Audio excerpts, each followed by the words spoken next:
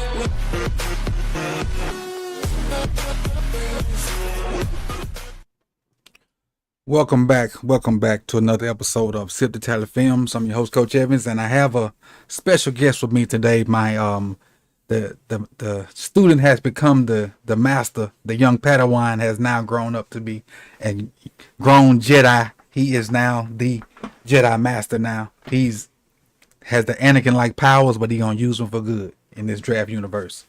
What up, Bach? So as a Padawan, is that like some jargon from a science fiction movie, or is that like a bird or like a roach or something? What is a Padawan? That's some jargon from a science fiction movie that originated the year of my birth, 1977.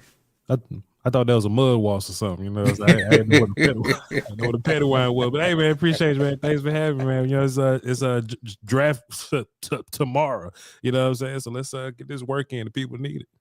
Exactly. So what we're going to do is I'm going to throw some names to you, and you kind of tell me what you've seen from your point of view, because just like my channel, Bach's channel turns from Dallas Cowboys to full-on draft on set whenever the Cowboys lose that last game, whether it be regular season, first round, second round, or Super Bowl. It goes in straight draft mode. So I ain't want to be like I was throwing no shade, but you know. Nah, hey, man, early January, we right on it, dog. Hey, I saw it. I was there for the last one. Oh yeah, yeah. I was there. Hey man, it was a mess sandwich, man. I just say that because I don't want to cuss on your show. It was a big mess sandwich. I ain't, but hey, but that's why we drafted now, so we can try to do a little better, better this year than last year. Exactly. But so let's go ahead and get this thing started, and we'll start with kind of like the needs for the Ravens. And so we'll, I pick a few names from those different groups. So I'm gonna go ahead and tell you, we're not in the need for quarterback. We're not in the need for defensive tackles. So we're gonna kind of skip over that. We're not in the need for safety either. So those three groups we're gonna skip over, and we're just gonna start right into it. We're gonna start on the offensive side of the ball, since both of us kind of got offensive backgrounds. And we're gonna start running back. Okay. So the first name I want to throw out there with you is Jonathan Brooks from Texas. Okay, Jonathan Brooks from Texas, man, one of my favorite running backs. Just real fast, somebody chat, JNCTN. Shouts out to you for tuning in. He says, Coach, my girl just left me. How do I cope with this? New girl. That's how you do it. But Jonathan Brooks, though, man, coming off the injury, that's kind of going to drop him down a little bit. But if you just look at the player, you know what I'm saying? He's got I hate when every patient running back, they go straight to the Le'Veon Bell thing or whatever. I think there's levels to patient running backs, but you'll see Jonathan Brooks like stop moving and find where he's going. And then, then he'll, slow through it, blow through it. That's what y'all used to call it. You know what I'm saying? Slow through it. I still call it that. He's one of those guys, you know what I'm saying? So he's not going to be a guy that's compromising the offensive lineman in front of him. If anything, he's setting up blocks. He's working leverage to help those guys get those blocks, then explode.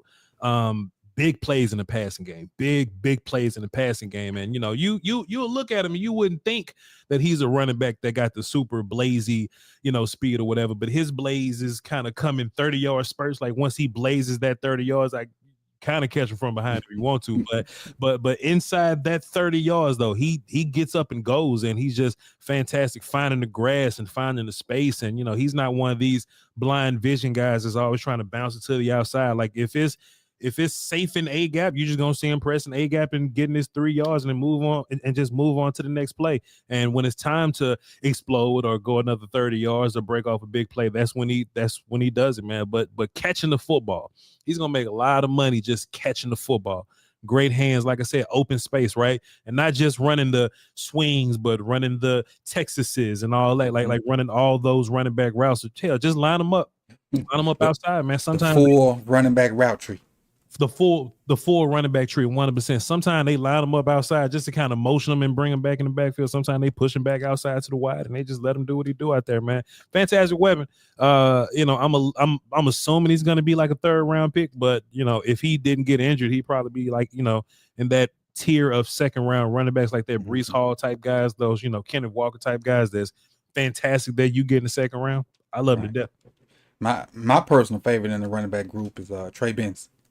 I think he is, to me, like, if this was 15 years ago, we'd be talking about him in top 10 when running backs had actual value. But what you think about Trey Benson? Man, contact balance, man. Contact balance. We watched the film, man. Just and y'all can do it too. Play along. Just play a good old game of did the first dude get him?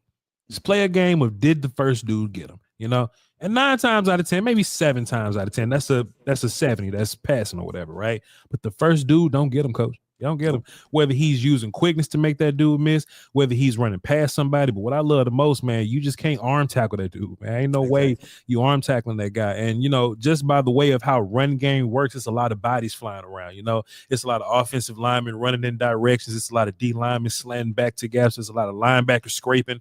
And what he'll do is he'll change the direction, put a foot in the ground, go an opposite direction than everybody else is going. Now y'all got to come back like this. And all you got is an arm, and that arm ain't enough. that arm ain't enough, man. He's another guy that sees it really well. I don't think he has that same kind of Le'Veon patience that Jonathan got. Like I said, Jonathan will stop moving in the gap, right? But it just seems, and I don't want to say jittery because there's some bad running backs that have jittery feet or whatever, right? He's a little more patient than the jittery back, but he wants to get to the grass. He wants to get to the open space. And boy, once he gets there, he's probably a little faster than Brooks on film. But he's another dude catching the football, man. Catching the football, putting him in open space, man. It was many times, whether it's him and just him in general in space, right? Whether it be catching the football or even like running options with him, right? The wide options they running, you know what I'm saying? Just getting them on the move, getting them in space in general, getting them off the edge in general. But he's beating dudes to the edge, man. And if you take a dude that's a true speed dude, he's a true speed dude, but then he has contact balance to go along with it. He's not like the big, he's not a big bruisey guy, but he does run through a lot of your arm tackles, and he does run through people simply because he's moving at you so fast. You know what I mean? Like once that foot go on the ground, he gone. So I agree with you. And Jonathan Brooks, man, they'll try to sell you on the idea that he should be better than Trey.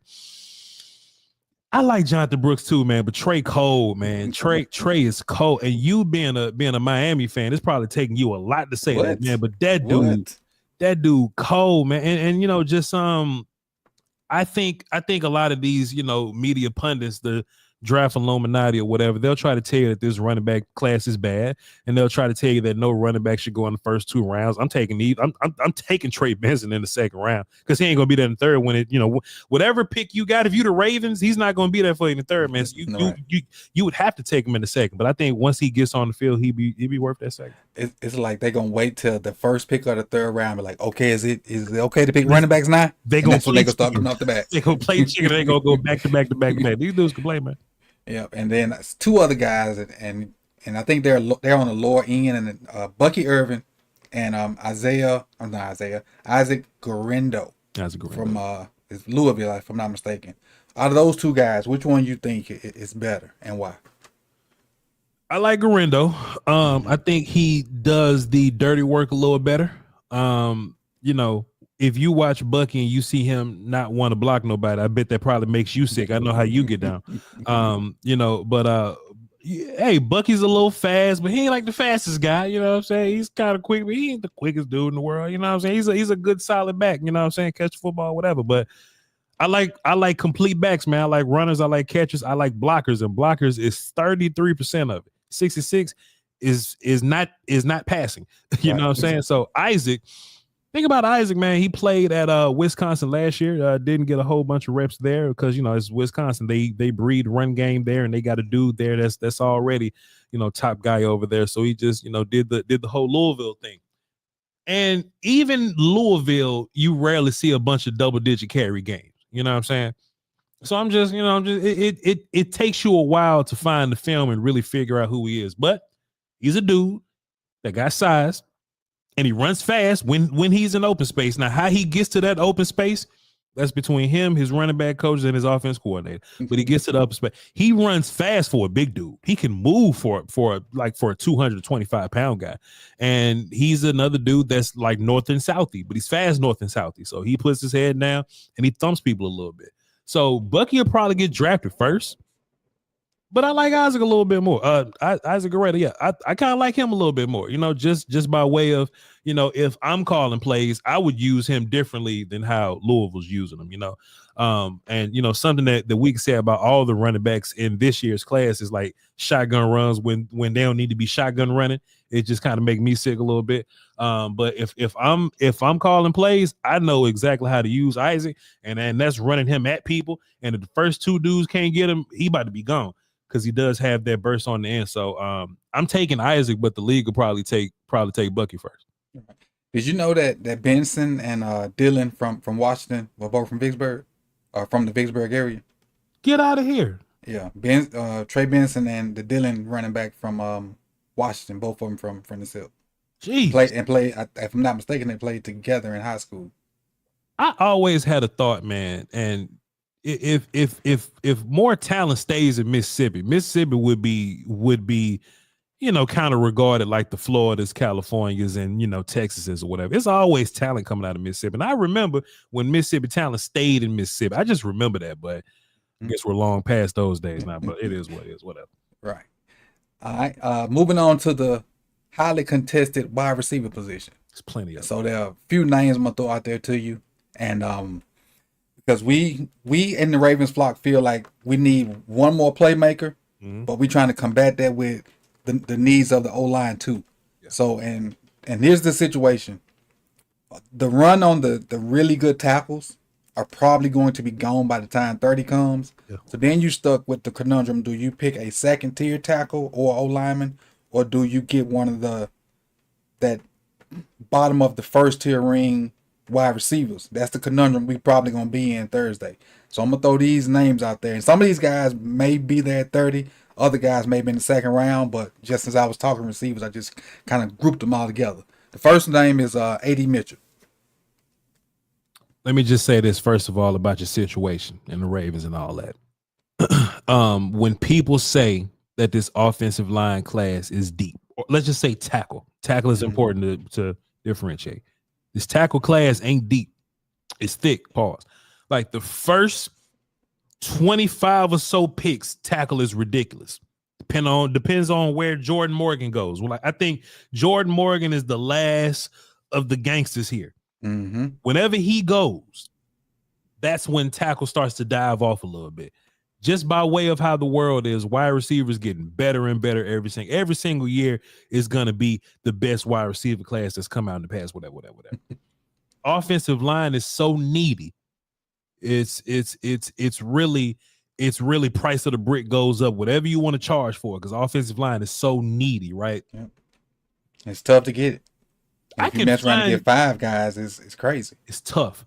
I can find you a dude comparable to A.D. Mitchell, and I love A.D. Mitchell.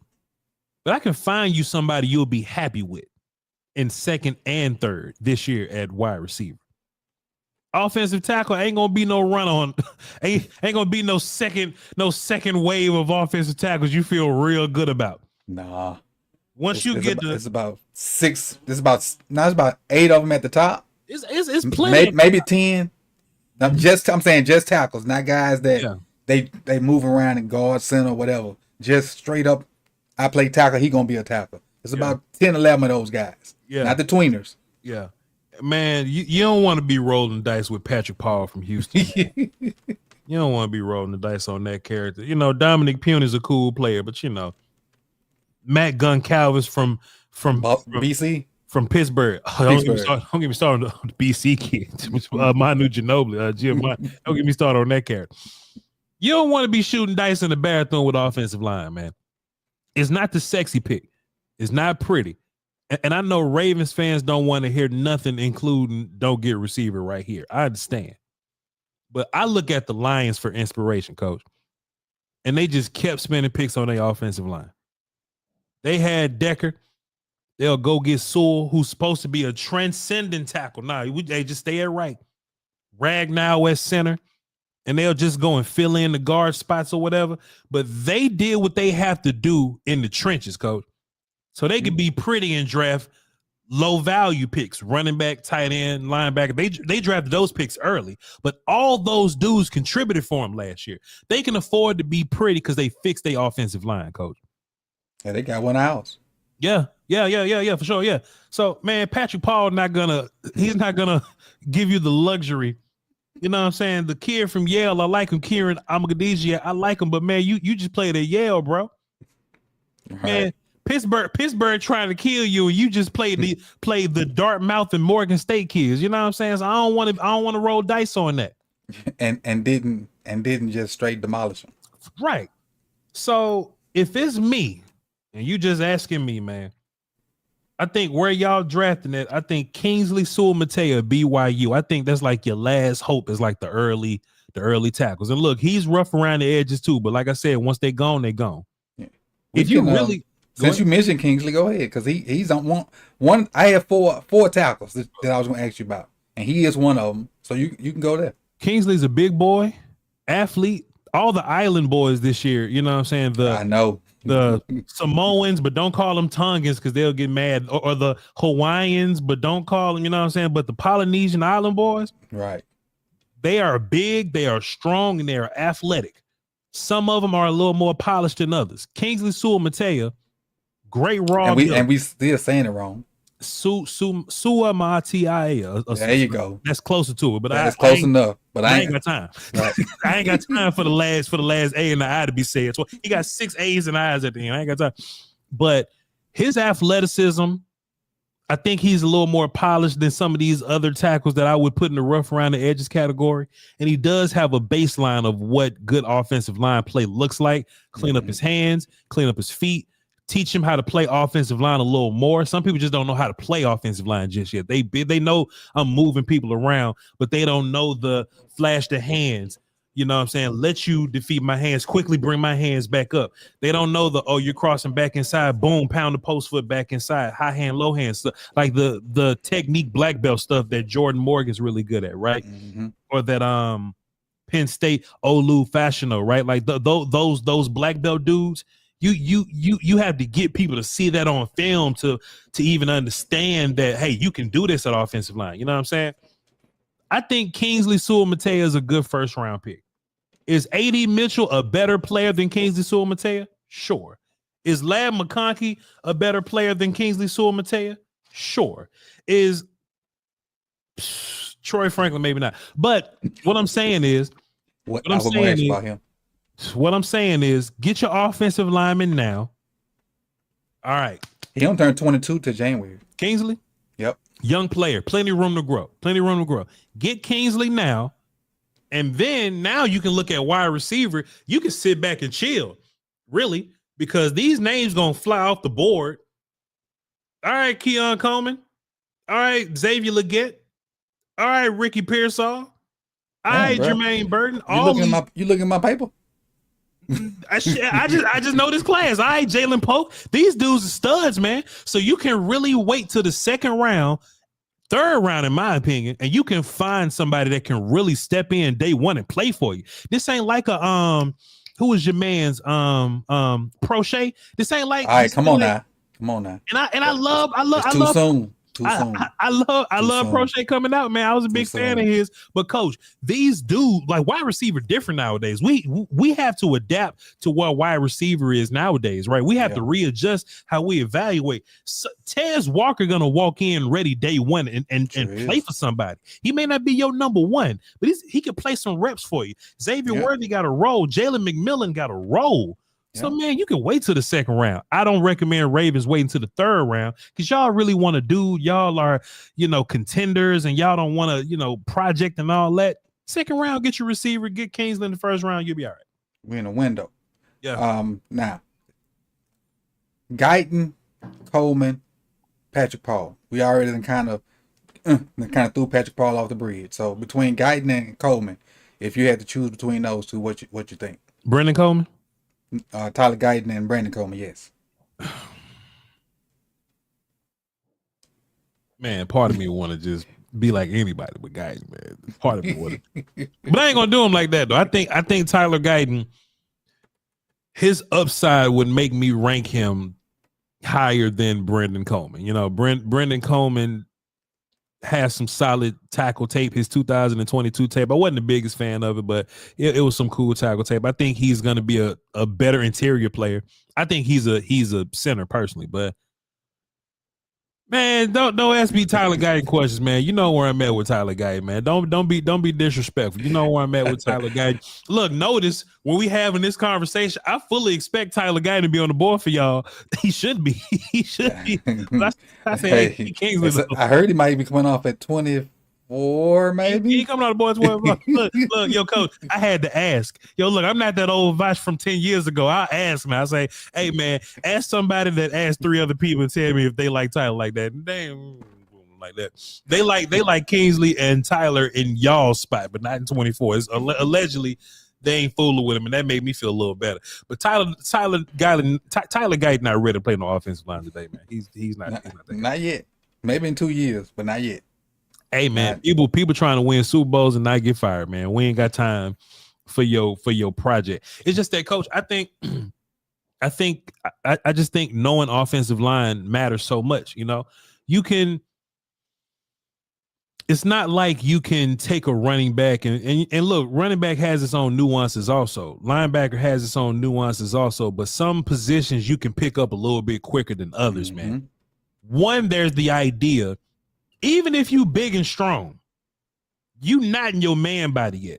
Right. And you got to deal with dudes that's in their man body right now. So that's one problem working against you. So if you're not naturally just a big, strong, imposing figure, you're already going to have challenges, man. Now you mean to tell me you don't even know what you're doing at your job? He don't even the coach, even the basics. Hey, man, when you run blocking in this direction to that linebacker, put your head on that side to cover his body. Put your head over there.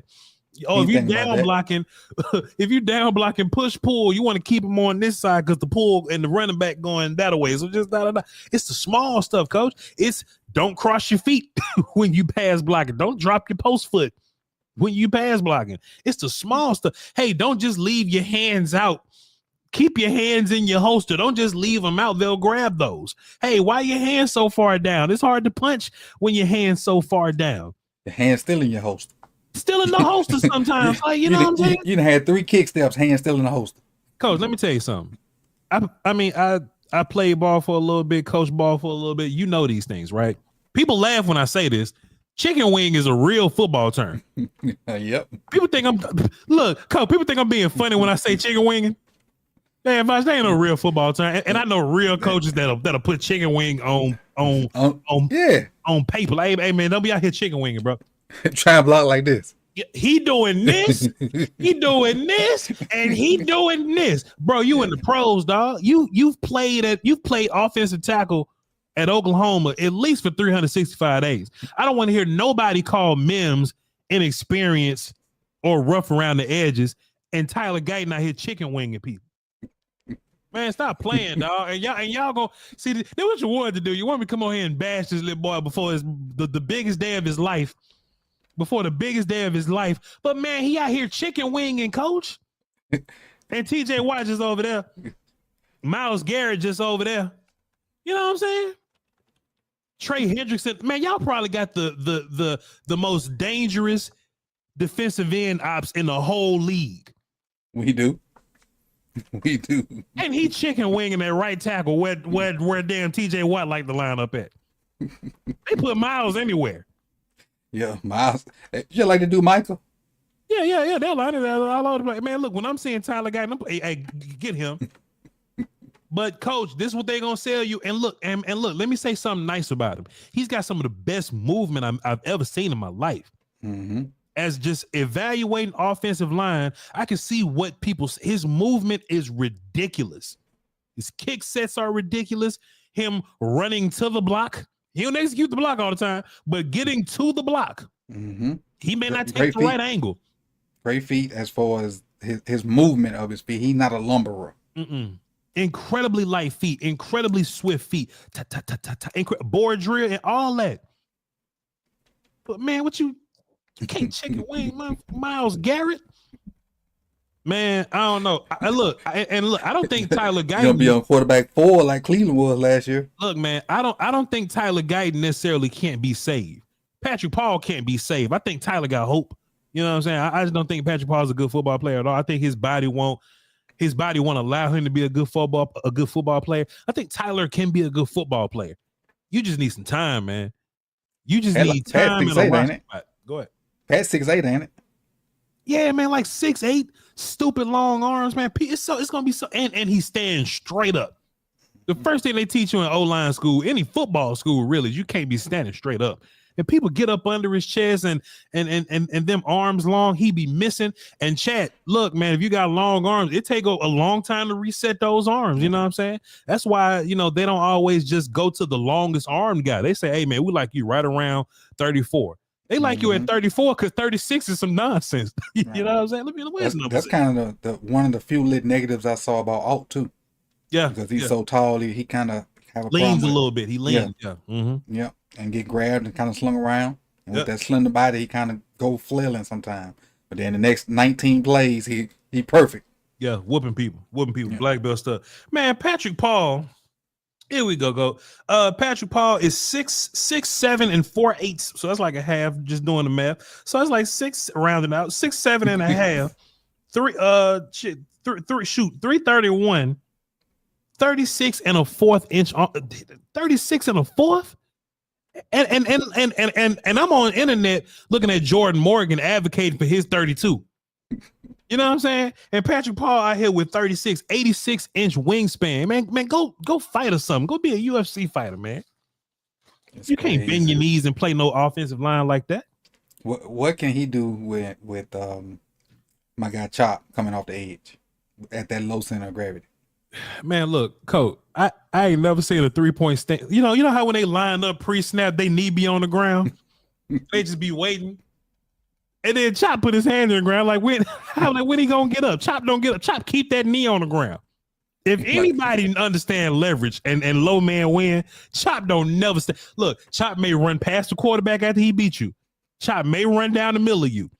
Chop may not have a counter move, but he gonna stay low. And he the most athletic dude on the field. You know I ain't lying. he gonna stay low. And he gonna have some ball get off. Oh, he's gonna fly. Don't necessarily know where he getting off too.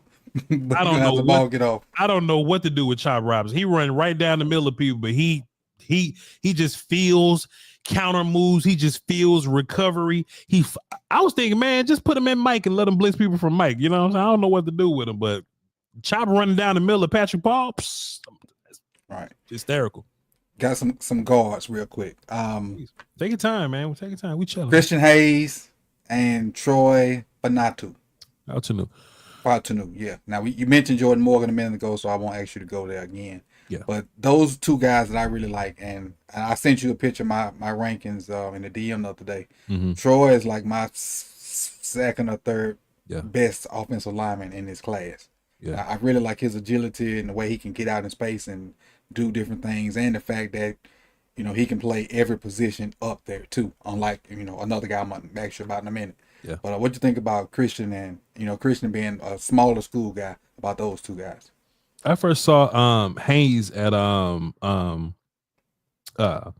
Senior Bowl, yeah, yes, and he plays some guard, plays some center. You know, he's able to sit down on guys sometimes, but if you're running like these zone schemes where dudes got to move and get lateral and reach blocking, scooping, and all that kind of stuff. He's a cool little athlete to look pudgy. You know what I'm saying? Like he looks a little pudgy out there, but he's a surprisingly good mover to be pudgy. It's interesting because I don't think he's like super strong, but his anchor's really good.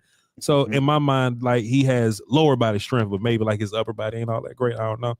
But solid player. I think if you're playing center, and they did kind of give him reps at center, your first duty really is snap and offhand deal with whatever it is that you're dealing with or whatever. And to say that he didn't do a whole bunch of that at UConn surprised me. So maybe he's a natural center for you. I think he'll fit at center. I think he'll fit at right guard. Just word to everybody, just because you can play right guard don't mean you can play left guard. That's real life. We figuring that out with Ben Cleveland. That's a real life thing. So I think Christian Haynes can play center and right guard, but I don't think he's a left guard for you. But Troy Fetz, I think he could play all five. I think he's a tackle though. Some people putting him at guard because of the whole arm length thing. Common thing with me, man. I don't really care about your arm length all that much. Like, you getting the job done. Are you getting the job? That's it, basically. The whole thing about arm length is going against defenders that have long arms. Okay. So one thing that Jordan Morgan does and Troy Fats can do is they have nuance in their pass sets, right? I talked about it earlier. If I flash hands at you and make you attack my hands and I can get to your chest, your long arms don't matter. Or if you long arm me, but the first thing I do is work your elbows, right, to kind of bend those elbows to make your arms shorter, it don't matter. Or if you try to long arm me, but I grab your wrist and manipulate that, it don't matter. Or if I can fake or strike and grab your shoulder pads, snatch technique, it don't really matter. You know what I'm saying? Troy Fats is a snatching fool. He is a flashing fool. He has these hand fighting techniques that your arm length don't matter. So Jordan Morgan, Troy Fats, those dudes aren't really affected by your arm length. Fuaga's another character. Oregon State, people looking at him talking about his arm length. He beat you with violence. Your arm length don't mean nothing when this man more violent than you. So I think, arm length is it only matters if the other guy is winning the arm length battle with you. Right. You know what I'm saying? And if you know how to deal with the arm length disadvantage, it don't really matter. But Troy Fats, great athlete. He did all that with his hands. I didn't even talk about his feet. Oh man, hands, feet. You just how he pulls into open space. If he's at left guard, seeing a left guard reach a one tech, that's a rare looking block. But he can do it. If it's a tight end next to him, and there's a linebacker, lineman outside that tight end, man, he can reach that damn tight, like reaching people two gaps over is a tough block to pull off. But he can do it. Reaching them linebackers, punishing them on the second level, he can do it, man. So Troy Fats up there for me. But I got him at left tackle. The arm length don't bother me like that. Let me throw something out there that another guy that I normally host our draft shows with, Chris Just Joking, who does the roundup with me on Mondays. He brought up something, and I wanted to tell you about it, see if you knew. Technically, Troy Fats and Roger Rosenthal are really reverse. So when you think about it, Mike Pennick is left-handed. Left-handed quarterbacks, yeah. And so Troy is really in our normal eyes, the right tackle, which he kind of fits that athletic, run, rugged style. And Roger Rosenthal kind of fits the more, finesse, pass blocking type situation. But they played opposite positions, and they listed the opposite positions. Yeah. Did you think about that? I thought about that with Oklahoma. They got a dude named Roos, and he goes along with Guyton, and they kind of do that whole switch. Guyton is the athlete; they put him at left tackle. Roos is the more technical guy; they put him at right tackle. But at a left tackle. But here's some real stuff, though, Coach. Both sides got to be good. Both sides got to have great feet. Both sides got to be strong. TJ Watt play over there.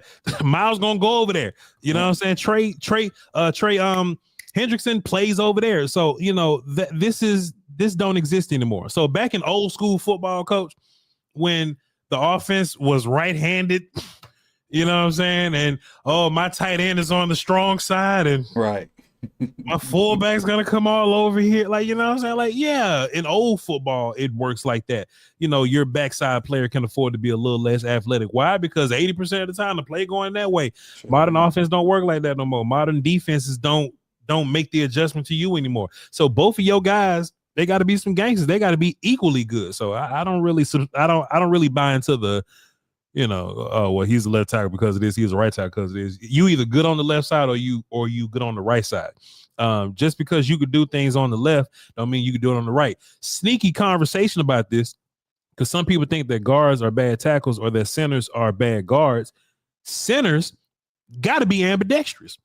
I thought about this, and luckily, because I play center, right? But if we call 70, I got to be able to slide left with my post foot being my right. If we call 71, my left foot is not my post foot, and I got to slide to the opposite direction. Yep. Right? What if it's a situation where, all right, it's a 4-man slide? The backside guard still gets to keep his post foot. He just pounding his post foot inside, right? He's sliding, but he's just keeping his post foot. So if you a center, you got to be able to, you know, mirror these different techniques from one side to the other, right? If you dealing with an outside rush, you may go high hand, low hand to the inside, and if he crosses his face, switch like that. If it's the opposite side, you got to do it the opposite way. Yep. You know what I'm saying? So that's something I look for in centers now. Hey man, how you look moving this way, how you look moving that way, because you have to, because centers move both directions. I ain't think about that until I was watching film on one of these characters. I was like, man, you real good moving one way, but bad moving the other way. And I thought about it. I'm right-handed, but I was better sliding left because I got to push off my right foot. Right? I can really fire off my stance in my right foot. So I was good sliding left.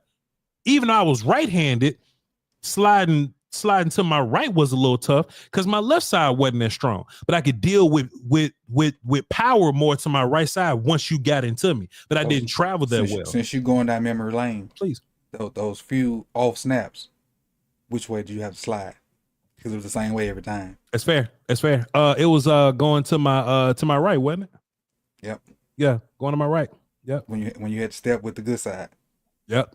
And that's probably because when I step left, you open your hips to the left, so you could just kind of snap and hit that leg or whatever. But if you snapping right, you kind of gotta lift that mug up a little bit and snap it. So yeah, moving right can be challenging for a right-handed center, but you got to develop the snap then go right. But if you going left, faster, you know what I'm saying? So that's fair. There's even more to the football conversation. Hit the sub, hit the like. This is what you getting. You getting real football conversation. Them characters on TV ain't talking about this. None of that. But speaking of centers, Graham Barton and JPJ, gangsters. I love both of them. I love both of them tape. Both of them can play multiple positions. Tell me what you think about those two guys. So Graham, I think they're both powerful dudes, even though one is much more. I think Graham is powerful in his own way, but I think he wins the athleticism battle out of both of them, right? I think he can do a lot of these longer lateral blocks, so like these reach blocks, these longer down blocks. I think Graham Barton's going to be a fantastic combo guy on the next level because he handled business by himself. Like he's so good at handling business by himself that if he has to combo with somebody, I just foresee him being stupid nasty. Both guys finishers. Graham is a much better second level guy when everything's moving. So I guess in my mind that'll translate him to be like he could like play zone runs really well. So like we inside zone or right, running back go right, linebackers go right. He's good at cutting that angle to get that backside guy. But that's that tackle though, so that'll be much easier when he's lined up at center. To be a short arm tackle that projects to be a center, he had a really good fight with Jared Verse. You know what I'm saying? Like, and if you haven't, he got some good tackle tape. In real life, Graham Barton got some damn good tackle tape, man. But you can see all the things that'll make him a center. But Jackson Powers Johnson, man, he got all the center black belt stuff. I was just talking about the offhand stuff. He's so powerful as a left-handed striker, just snapping and bam, stunning somebody. But even if you get in his chest, his anchor's so ridiculous. Like 2 steps, everything stops. Right.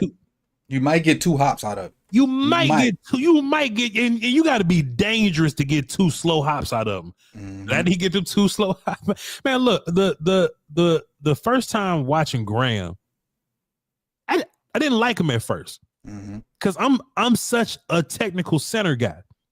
I'm all about technique. I'm all about, man, like I'm black belt center guy, coach. And when you watch Jackson Powers Johnson, you feel like he's throwing his body into people. like what he's slanging his body into people for? When I did my review the other day about my top O lineman, I was talking about him being the guy I want to take in the alley with me to fight. Man, because we coming out. Man, if it's 5 people, give him the 3. He wants the 3. Hey man, take them. I'm gonna get these 3. And he just seems like a dude that's gonna drop somebody with 1. All right, cool. Let's even. Let's go. Like he just seemed because when you watch his film, he don't just. And look, this is chicken wing, but this is more of your combo posture. He'll like the average lineman. We're going to combo and then we're gonna deal with the linebacker.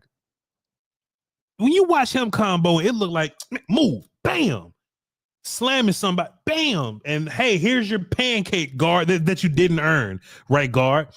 Bam, and then he goes to the second level, smoking somebody's son at linebacker, and he's a heavy dude. So him being strong is already a plus, but he like 320, 330 or something like that. Something like that. Man, people use their center and hide them, right? So that's where you get a lot of these lighter centers, these centers that aren't very powerful, these 300-pound guys, these 299-pound guys, you know what I'm saying? Linderbaum's strong, but he was a lighter dude because you could just put lighter dudes at center and just kind of figure it out. Man, Jackson Powers Johnson finna lean on you, man. Yep. He finna lean on you. Graham is strong and more of the athlete, but he's a finisher too, though. Like he's a drive you and finish you type of guy too. But they both got a different type of style. You can see they style, and you know they can do the same kind of blocks, but they do it a different way.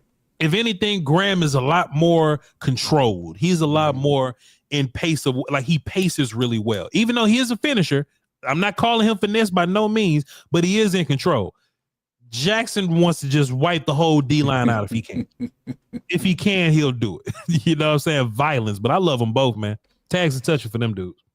Yeah, them 2 guys right there, and with their ability to play multiple positions, they in for a long career barring injury. I'm gonna swing back before we get off of offense to this receiver thing. Few names. A.D. Mitchell starting off with. The funny thing about A.D. Mitchell, I watched his Texas film, and first of all, he changes tempos really well when he's running routes. Like he's a tempo changer. I thought he was just being lazy. And I thought he wasn't all that fast at first, but he's just working his tempo. Like somebody else we know. Yeah, for sure. If you talk about Mitchell from Georgia, he used to run full speed a lot more. Like he was a full running fool. Like you watch him when he played at Georgia, watch him versus Oregon or something. He's just running past those guys. He's just flying past those dudes. So maybe something just like changing this game. Off seasons are magical, coach. Off seasons make you realize who you really are. It don't take but 1 or 2 of them. And now he's more of a route runner type guy. He can find zones and find open space. And something else I like about wide receivers, you don't realize how bad their quarterbacks are until you see them play well. Bruh. So I'm watching A.D. Mitchell and he catches everything. I'm watching A.D. Mitchell and he having to come back here for some catches, up here for some catches, damn near get killed for some catches. He'll catch him. He'll catch him and get killed.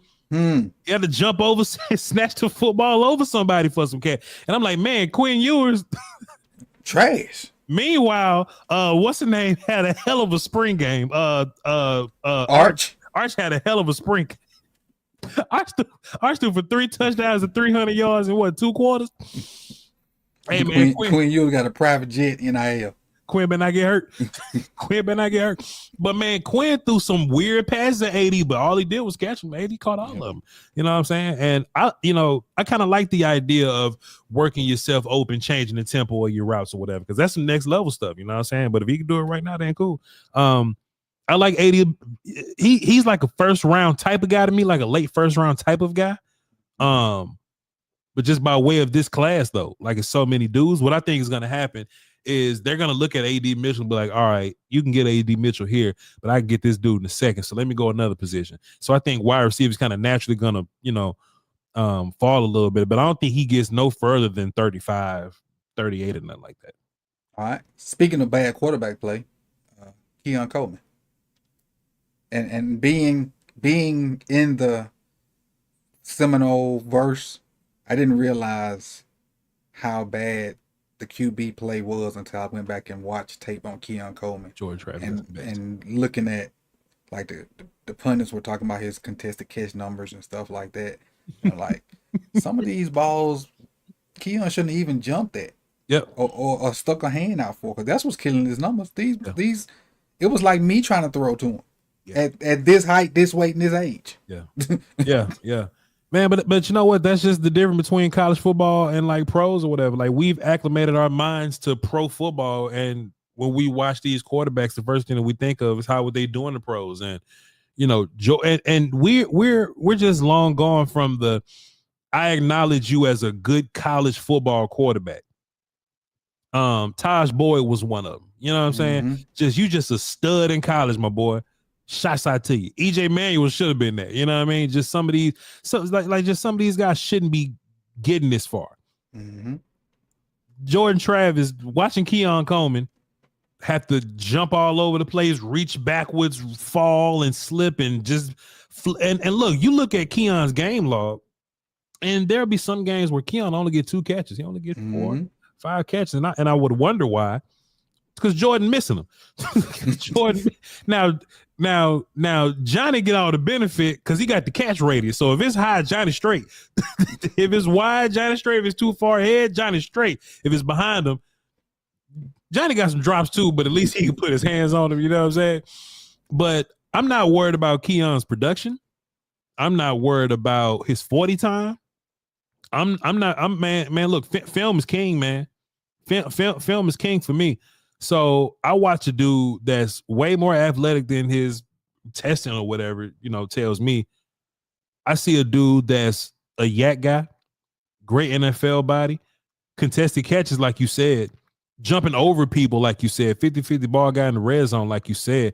But have you seen him block, Coach? Yep. That's what you like. You know what I'm saying? That's what you like. He takes blocking seriously. Yeah, he takes it seriously, man, and that's only gonna help your run game. There was many plays where Benson, dealt with some guys here, and he's just following Keon. You know what I'm saying? And Keon running down the field with him, fun plays. You know what I'm saying? So I like Keon Coleman. I forgot where I got him ranked at, but I'm not worried about his 40 time and his testing, and I'm not worried. Like GPS is a better indicator of how fast somebody runs, and he's an elite athlete. You know what I'm saying? So as an X receiver, I'm liking what I'm seeing from Keon Coleman. I ain't worried about the nonsense and the narrative. From one X receiver to another, Ricky Pearsall. Man, Pearsall so tough, man. Ain't it? Pearsall so good. Now, so look, this is where we at with this now, right? I'm such a contrarian in draft world. I'm like, man, tell me what AD Mitchell got that Pearsall doesn't have. And you'll look at him and be like, hey, man, AD might be a little faster, though. Mm-hmm. But as far as the catches everything, as far as the finding open space, the route running is definitely might be a little better. Pearsall is definitely the better route runner. Mm-hmm. And I'm just like, man, big play dude, ball tracking ability. Florida got some nonsense at quarterback playoffs, but but even the big plays, the hardest play for a receiver to make is if you anticipate the ball coming over this shoulder and you got to readjust and find it over here, and then come and get it over here. And Pearsall do that routinely because his quarterback is bad. So you talk about deep threat. You talk about a guy that can run much better than people thought Pearsall was going to run, catches everything. Come on, Coach. Man, the white kids catch everything this year. You know what I'm saying? And then just him as a good size route runner. Yeah. You know what I'm saying? Really dropping his weight, setting guys up, using the hands and the head fakes. You know what I'm saying? Not just I'm a step. I make you think I'm running a go route just to get my inside route off. You know what I'm saying? Mm-hmm. So I'm looking at Pearsall. People looked at Pearsall, oh, he was a 4th rounder or something like that. Man, if you take Pearsall in the second, it fits me. It fits. Like somebody just said in the chat, and I agree with him. I like Pearsall, Ladd, and Luke. I like all three of them. Man, look, it's real easy to tell who ain't watching film this year. I like all three of them. Because people will bunch the white kids together just because they white kids, right? And this ain't race. This is what it is. But these aren't your possession, right? Slow running. All right, I got open. I'm gonna fall and get the first down. This ain't these guys. These guys are 6 foot. That's AD Mitchell. 80 will look. I never said 80 was a yak guy. If he run a wide open, he's a yak guy, sure.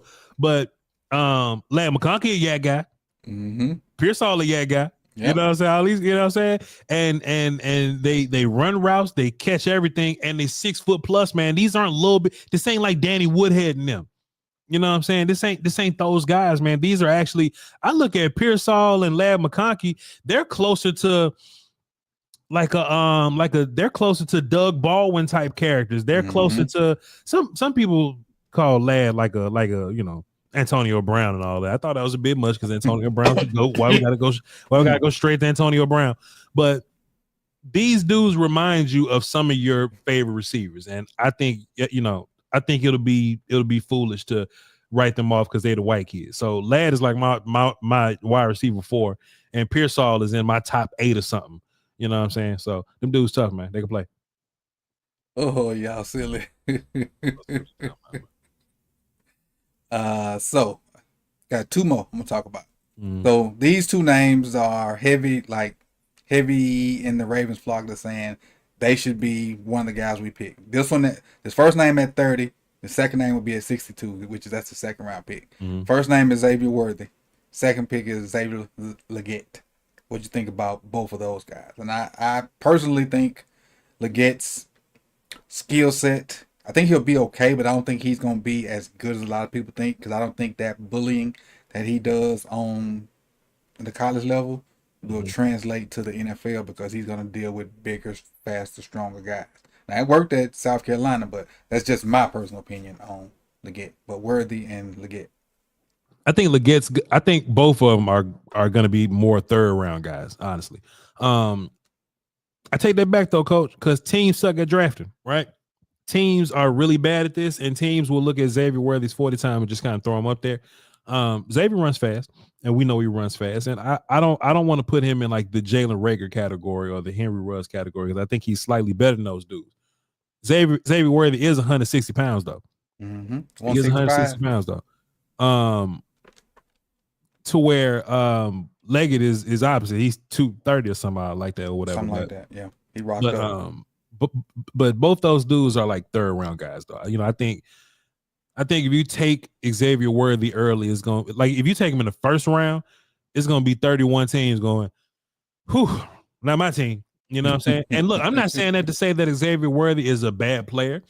I'm not saying that to say Xavier Worthy is gonna I'm not saying he's not going to be good on Sundays. I think there's, going to be a role for him, but I struggle. And if you look at my wide receiver rankings, coach, what you notice is the run past you guys, I don't just give them credit just because they can run past you. You know what I'm saying? There's a lot of things in college that can make you better as a run past you guy. Maybe I don't throw it to you until I see a certain coverage. Maybe the hash is, being different than league hashes. Maybe that works to your advantage a little bit. Maybe the dude that you playing against gonna be working at Costco or something. I don't know.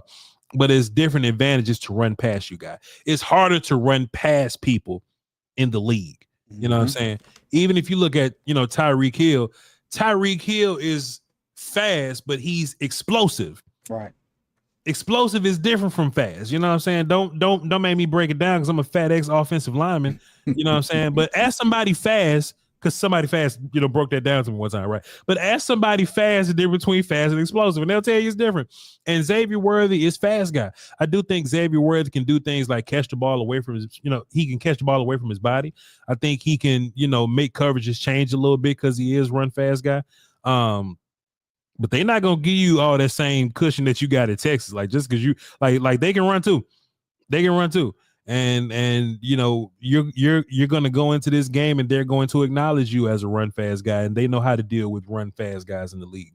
Leggett, you really have to be like DK Metcalf to play his kind of football, and DK Metcalf went to go run damn trials at the Olympics, and you know, and all that kind of, like he's a different kind of dude. Legette's not fast like DK Metcalf. He's big like DK. Maybe in his grown man body, he'll be big like DK Metcalf. But coach, let me offer you this. What if you don't use Leggett like Metcalf? What if you use him like an AJ Brown type of guy? Because AJ Brown only runs 5 routes. He runs slants, and even shallower than that, he runs the little meshes. He runs nines, bubble screens, and sometimes he don't even run routes, right? It's just, hey, run to this spot and then just go do yak stuff, right? So I think Xavier Legette's probably going to do stuff like that because he doesn't have this big tool belt full of wide receiver things. So other wide receivers probably get drafted in front of him because they can do more wide receiver things. Even though Legette can still be a player for you, he can still do some things in the league, and Worthy can too. But there are some other wide receivers that do wide receiver things that'll probably get drafted higher than them. But both those dudes are 3rd round picks, and you'll be upset if you took them in the 1st or the 2nd. Now I gave Worthy a little bit of a pass on a couple of accounts. One, we mentioned a minute ago about his quarterback being boo-boo juice. Spencer Rattler would sometimes you'll see him cover his eyes like this, lean back, and change his feet on purpose, and not even take his feet, and not even drag his back foot, coach. He'll just keep his feet in the ground like this and just throw it to see if Xavier Legette. I got the film if you want me to show. And sometimes he'll just throw it up there. And Legette come down with it. He would. Legette come down with it. But so quarterbacks trash. Rattler better than yours though, but they both was not good. They both sorry, but yeah, but Rattler just would.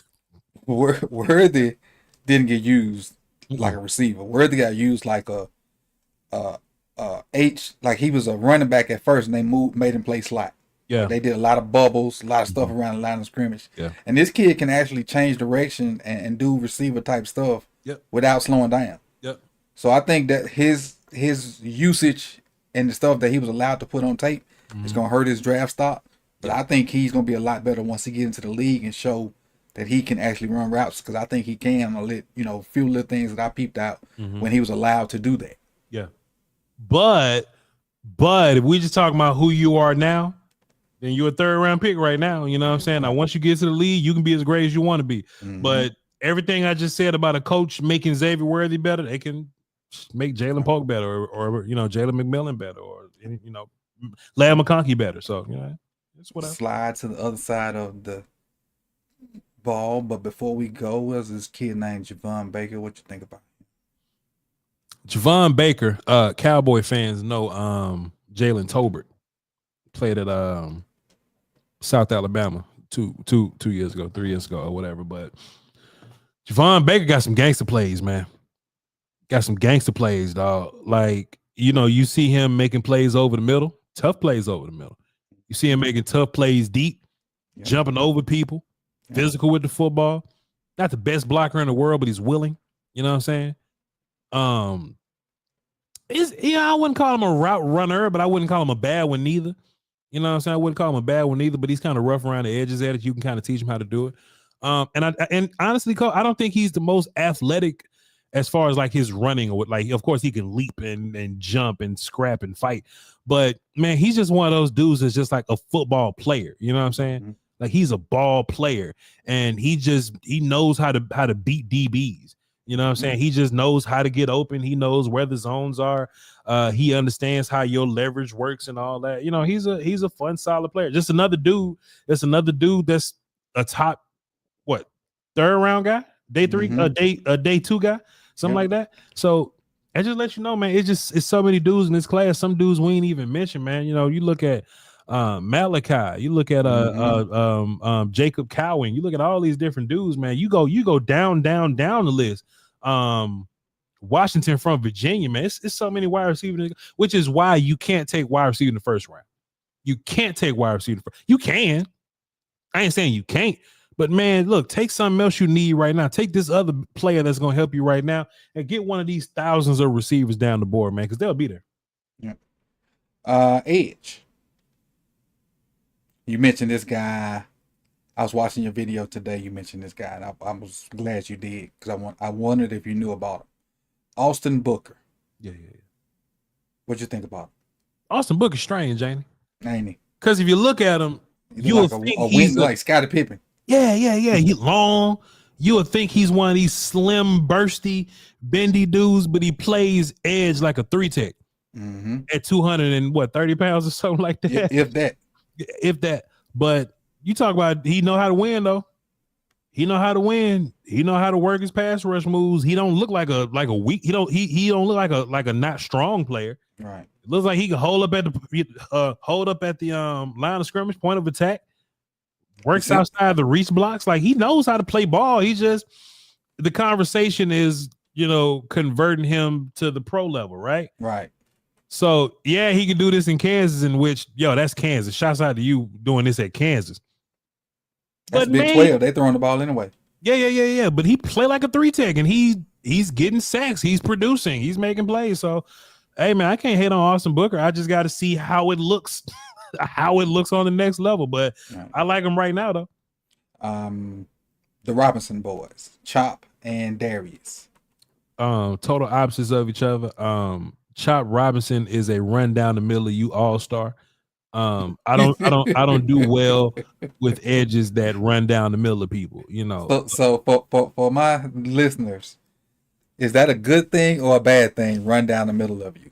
So the object in trench play is I'm strong like this. I'm strong. So it's your job to find a half of me to beat. So if you're working to my outside, you really only want to work to the outside half of me. Half man. Same with offensive line, right? If you're working to my outside, I wouldn't attack you to the inside because I'm giving you more leverage to work outside, right? So my job is when I'm working towards my landmark and I step, I have to cut you in half, right? So I'm trying to deal with the most outside half of you to work you back inside. Or if you're going inside, the most inside half of you to work you back outside. It's all about cutting a man in half because a whole me is always stronger than half of you.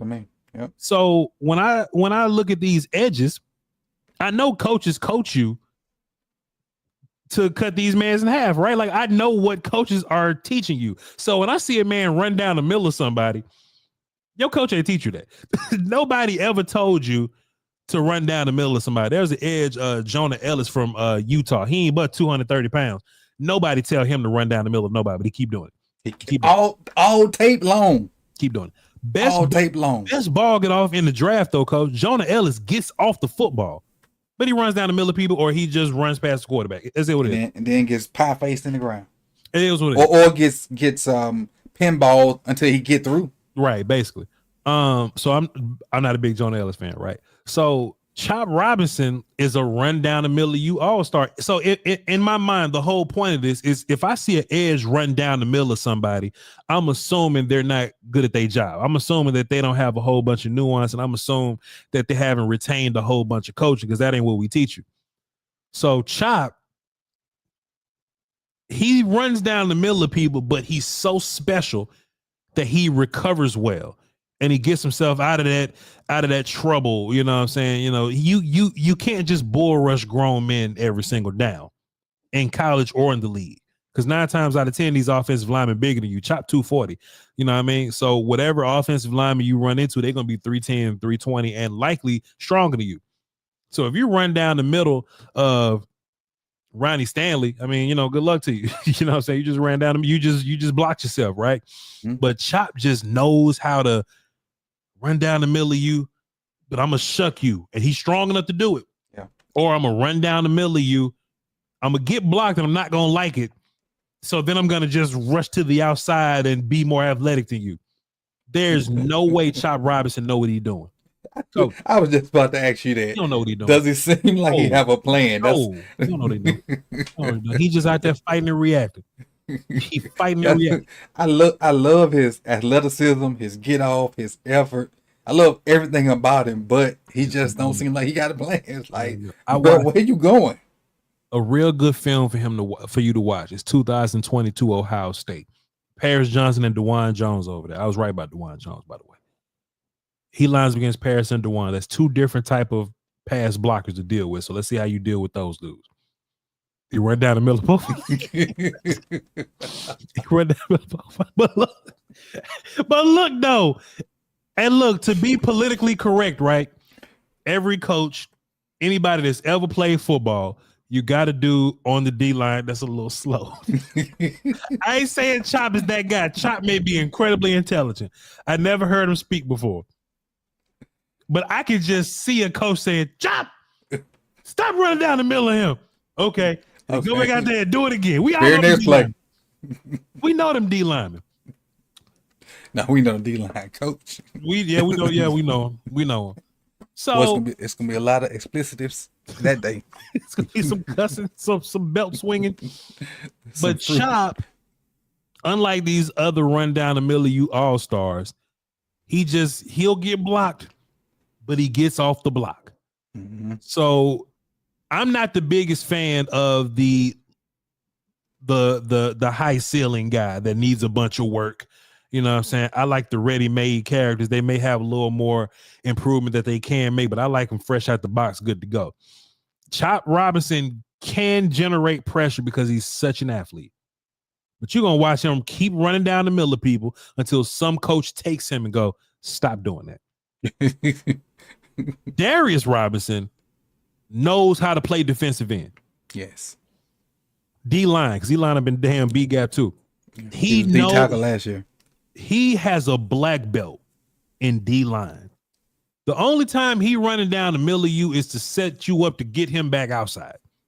You know what I'm saying? So he may work outside, which is technically cutting you in half, but then he'll bull rush into you off of that to keep you off your toes or whatever, right? Or if he's square with you, he's probably like two-gapping you or something, like, you know, reading and reacting to you or something. But once he sees what's happening in the backfield, he's getting rid of you. Chop Robinson put his head down, coach, and run down the middle of you. He put his head down, he run down the middle of you, and then he get his head up and he find the football and he go, all right, go, and then he go run, right? Darius Robinson may strike you, and he'll look around, and then he always has a move, whether it's pulling cloth, snatching, whether it's clubbing, whether it's grabbing wrists, or whether he's doing just the regular, I'm working to the outside. Physical and violent. That dude is violent, and he takes it personal. If you watch LSU, I don't know what they were saying down there because the film ain't got audio. I wish it would. He didn't like them LSU dudes. And every time he went up against the left tackle, it just looked more and more personal. Some dudes run they club moves, and hey, bye, club, I'm gonna get off you. He's going. You're trying to break something. I got the film, coach. You saw it on my. You're trying to break something on my video. Mm-hmm. And I'm like, man, that translates really well to the next level.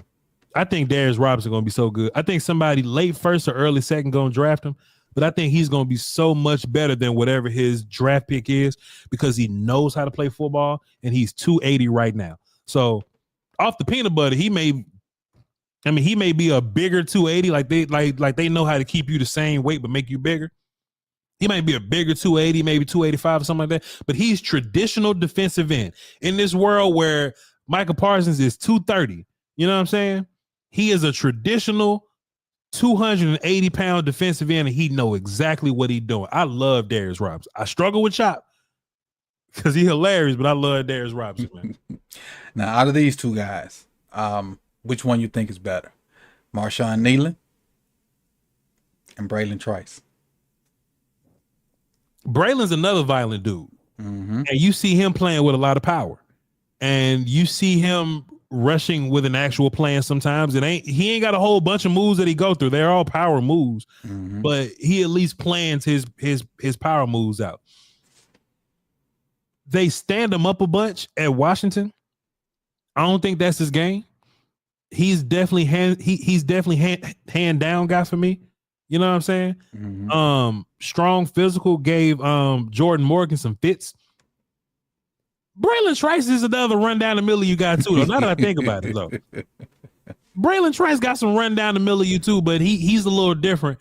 He's big enough to handle it, you know what I'm saying? And he is, run down the middle of you to violently strike you and do something with it. But he's another duck my head and run down the middle of you guys. So I can't be phony there. But Nealand is interesting. He seems small to me, mm-hmm. and I don't really see him winning. I don't really see his production. Like, he'll have some plays, but I'm not seeing him producing like that. You know what I mean? So one thing I like to see is, if you're a college prospect going to the pros, I want to see you whoop the college kids, right? Right. So if you Kieran Amadilajah and you play left tackle for Yale, you get to play the Dartmouth and the Holy Cross and the Morgan State kids. What I at least like, what I at least like about him is that he's beating the hell out them kids. All right, so maybe it evens out a little bit. He beating the hell out them. So I want to see you win. I want to see you be dominant. So then when you go to the league or whatever, right? I've seen Braylon Trice wreck a whole half of a line before, like the guard and the tackle can get. I've seen him do that before. Mm-hmm. And Nealon had fists last year with him from Florida State. Yeah, they were on the same team. Yeah. It's facts. But I don't see Nealon really tearing it up like that, though, Coach. I could be wrong though. What you saw in Nealon? He stood out, and I thought it was because of the competition. Mm-hmm. He was able to, get up on some tackles and use his athleticism to beat up on those guys. But you still got to look at the competition he playing. Mm-hmm. And then, did he have as much production as he had the year before with Fitz there? You got to factor that in. I mean, he was fairly explosive in testing, and so that made me take a look at him. And if you just look at his highlight tape, he looks good. Sure. But then when you finally get a couple games, which are hard to get for them, you realize that, okay, they made a real good highlight tape out of him, and he just okay. Yeah.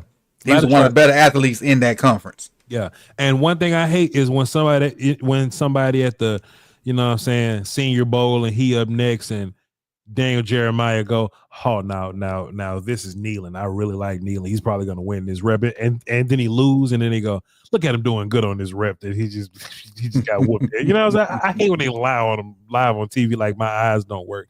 But yeah, man, Nealon is a cool player, but I just like other guys a little more than Nealon. All right. And the last position group we're going to talk about is cornerback. Because you can never really have enough good corners, and in most circumstances, if one of your guys go down, your drop off kind of falls off. So right around 30, or maybe second round, I got two guys that could be there at 30, two guys that may be there second or maybe third round. First guy who's kind of polarizing in the flock, Cooper DeJean. Oh man, listen, man. I don't know what it is about the athletic white kids this year, man. But I would not bunch them into groups, man. I would not just move Cooper DeJean to safety just because y'all want to, bro. I'm not gonna let y'all do that, man. This dude, track athlete. I've seen him line up on the outside versus outside corners, good outside corners. Mm-hmm. I've seen him stick to people. Great hips. I ain't see him stick to a lot of people. I got some film, man. It's all right. He don't stick to everybody. They ain't asking to stick to a lot of people too, though. It's real talk too. It's real talk. And then plus, think about this: Big Ten, they're gonna run the football. He do a lot of come down and tackling. He does a bunch of stacking and shedding wide receivers and tackling. Mm-hmm. But I've seen him stick to some people. But you know what though? Maybe some of these Big Ten receivers, maybe they don't test him as much. But Ohio State, Penn State, man, he has some really good reps versus some really good wide receivers, in my opinion. But this is a good thing about Cooper DeJean. If outside corner doesn't work, I think he can definitely play nickel for you. Mm-hmm. If you look at how Detroit plays Brian Branch, right, to where he's just an all over dude. He's the nickel, but his safety is like, all right, like I'm coming down, I'm tackling, I'm traveling around with your big slot if that's the case, or I'm traveling around with your tight end if that's the case. I think Cooper can play outside because I think he's athletic enough to do it. But if he can't, maybe he's an even better big nickel type guy. So you can start running big nickel sets with him and just let him run around with don't let him run around with the quick, twitchy, fast nickel dudes Slots. like that. Mhm. You know what I'm saying? Slots like that. But big slot receivers, tight ends. If you want to play him in space, cool. Work him in zone. Very smart in zone. I think he's a much better zone guy than man guy. Agreed. Just me personally. But I think in some of these circumstances versus some of these bigger wide receivers, and that might be that might be what I was looking at, right? Versus these bigger wide receivers or whatever. Sure, let him run around with them on the outside. He can do that too. Yeah, I agree with you on the man versus zone situation. I didn't see him have to play man a lot, Yeah. and a little bit I did see him play man. I felt like he was a little bit tight, but Mm. as far as zone, he any little mistake you make in zone, he gonna take advantage of it, and if he get his hands on it, he trying to crib that thing. This is what I like about corners too. Is if you're a corner and you following a receiver and you have no idea what else going on, like I hate you, right? But Cooper DeJean, when he's in coverage, if the ball go this way, I ain't gotta follow you no more. I'm just gonna go play the ball, And there's a lot of corners this year that like play the ball over anything. You know what I'm saying? Like, yeah, you run your coverage, you take care of your zone responsibilities and all that. But once ball in the air, like you can leave him here. you can just leave this guy if you want to. And Cooper leaves guys behind when the ball is in the air. So I do like that about him. And the other guy that's been mentioned at that spot, maybe taking that 30, is Kool-Aid McKinstry. I don't think Kool-Aid all that good though. Interesting. I don't think Kool-Aid all that good. I think the better the competition got, the worse Kool-Aid got. If you watch Texas by itself, you won't even be in on Kool-Aid at all.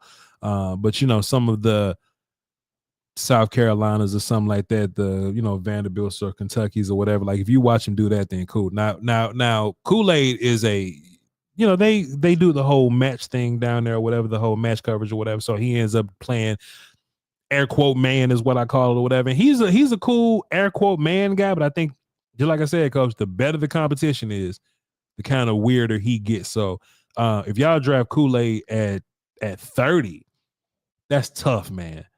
That's tough because in my mind, there's going to be so many better dudes on the board. And I think it'll be better corners on the board. I think Ray Straw better than him. I think Phillips better than him. I think man, I'm pulling my list of corners, man. Ray Straw was the next name. Man, Ray Straw. So look, Ray Straw is another guy that's kind of polarizing in cowboy land. People think Ray Straw don't get down and they think he don't like to tackle and they think, he ain't like that. Man, Ray Straw like that.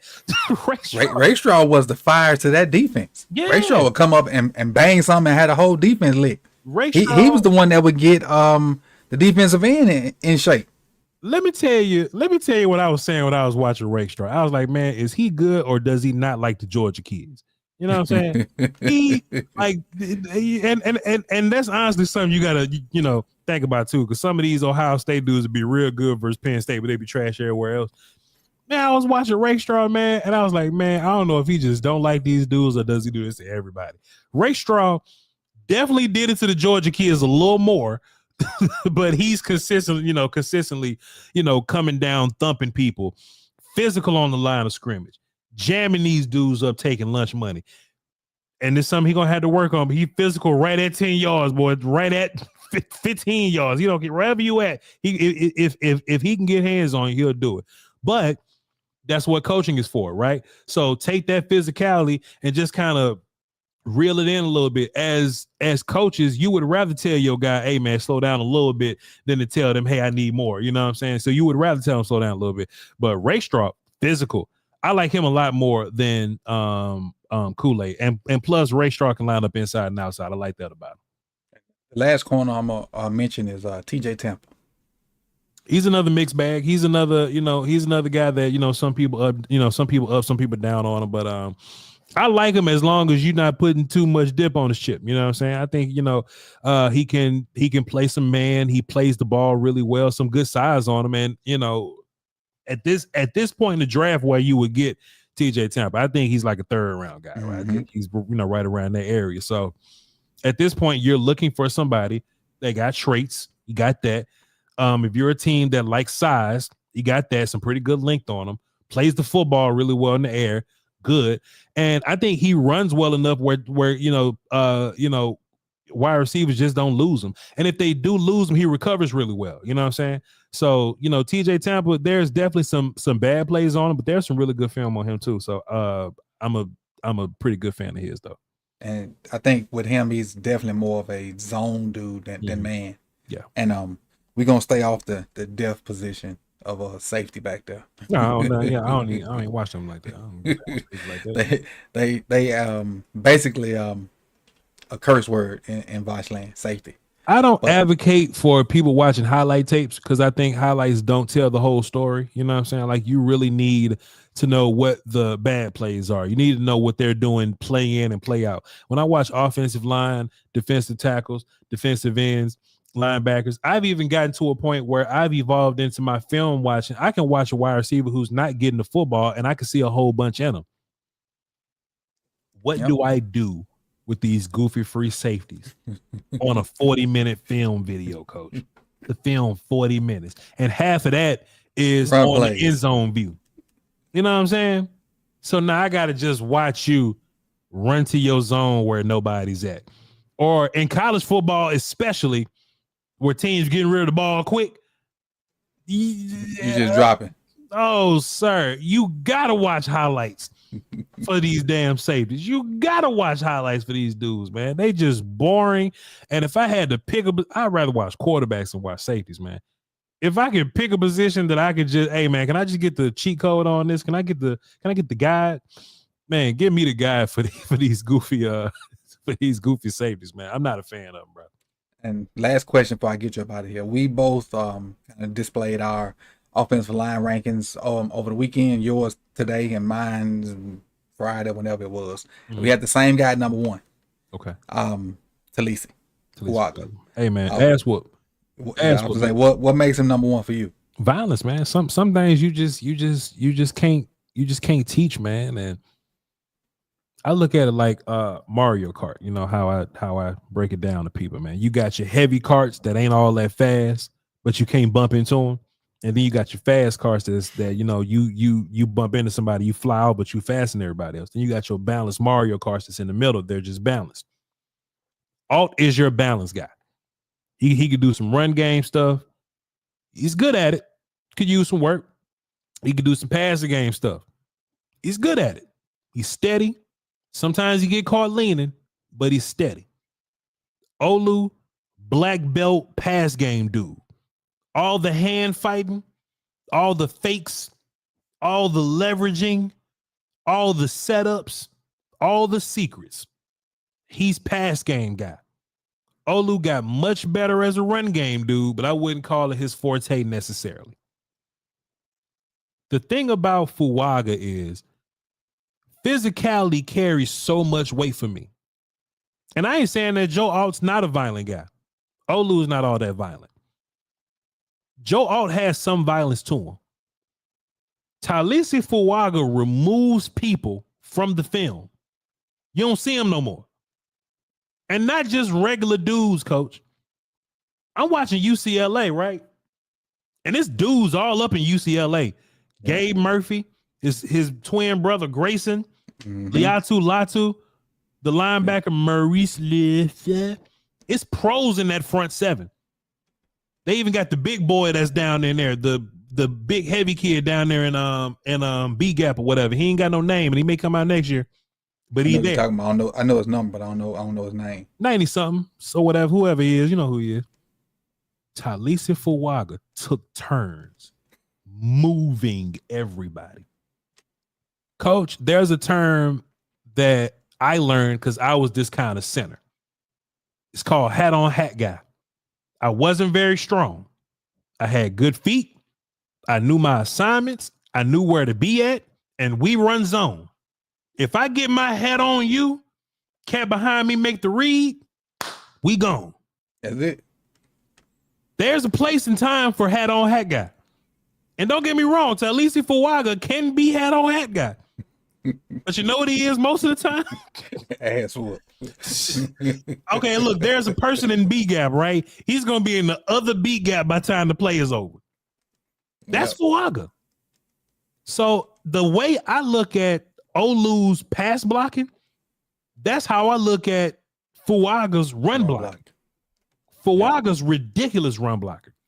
So now what we have to do is we got to do, all right, so Fuaga's pass blocking versus Olu's run blocking or whatever, right? Joe Alt's in the middle. I don't think Tallahassee Fuaga is a bad pass blocker. He's rough around the edges. He ain't got the big tool belt that Olu got. Right. But it's one thing as a football player. You may not have the technique, but it's one thing that can buy you some time, coach. Violence and ass whoop, boy. Yep. It'll buy you some time.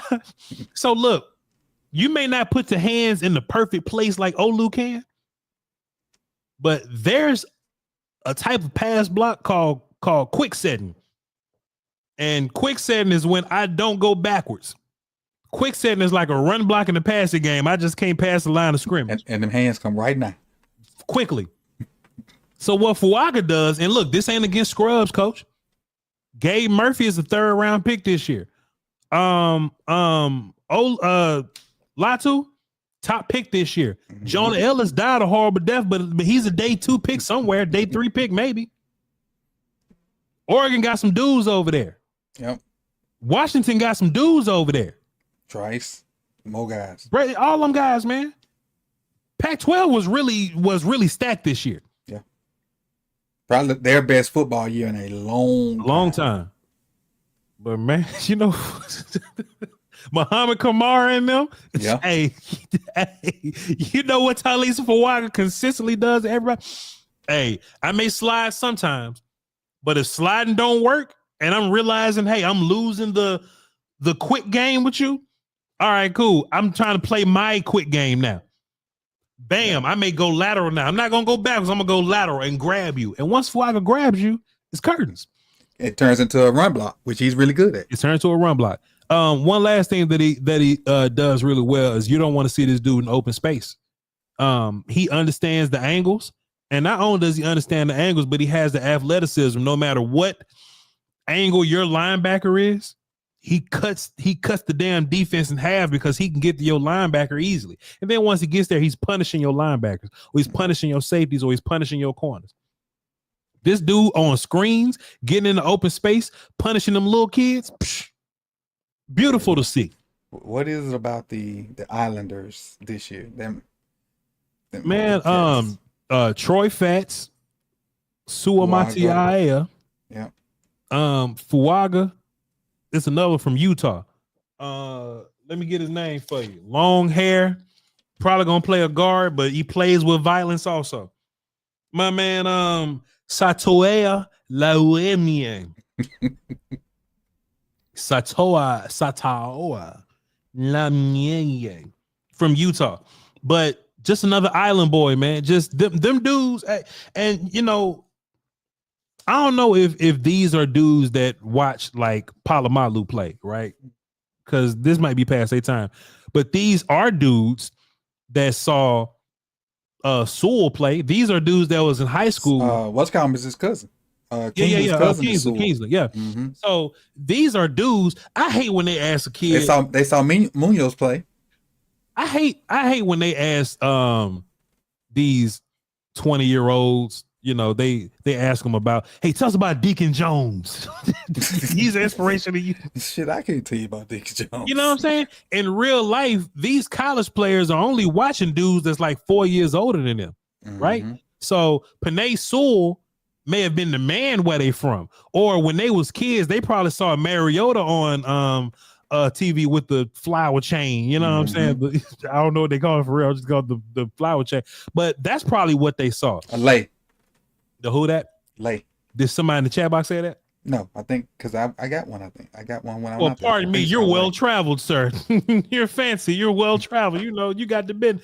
But it's just a lot more football players. But I remember when I was a kid and Palomalu was out, and I just remember thinking, boy, they got no Samoans in Mississippi because these long haired savages is coming. They on the way. You know what I'm saying? But now we're seeing, you know, this emergence of them, and they're all in the trenches. But if you're a big athletic dude, where else you gonna play? Right. Where else you gonna play? So like Nada probably went back to do like a, you know, like some event talking in some gym, like, hey, y'all can play football too.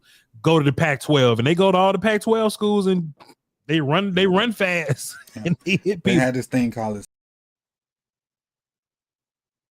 bring guys back that are of Polynesian descent and have like an all-star game out there. Mm. They got their Yeah, yeah, own yeah, little yeah, yeah. The Hall of Fame-ish looking yeah. I'm deal or whatever. childish.